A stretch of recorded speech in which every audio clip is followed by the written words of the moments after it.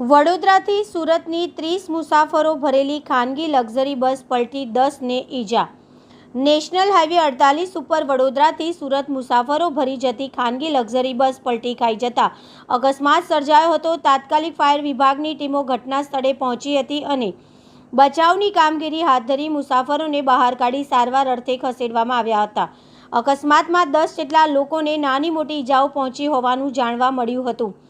વડોદરા નજીક national highway number 48 પર કરજણ પાસે ખાનગી લક્ઝરી બસ પલટી જતા ભારે અફરાતફરી મચી ગઈ હતી। વડોદરાથી સુરત તરફ જતી આ બસમાં 30થી વધુ મુસાફરો સવાર હતા। અકસ્માત કેવી રીતે સર્જાયો તે અંગે ચોક્કસ કારણ સામે આવ્યું નથી। જોકે ચાલકે સ્ટીયરિંગ પર કાબુ ગુમાવતા બસ ઓવર સ્પીડમાં હોઈ રોડની સાઈડ બાજુ પલટી ખાઈ ગઈ હોવાનું માનવામાં આવી રહ્યું છે। અકસ્માત થતાં મુસાફરોએ બુમરાણો મચાવી મૂકી હતી। બનાવની જાણ થતાં તાત્કાલિક કરજણ ફાયર બ્રિગેડ જવાનો ઘટના સ્થળે દોડી આવ્યા હતા અને બચાવ કામગીરી બસમાં ફસાયેલા મુસાફરોને બહાર કાઢ્યા હતા।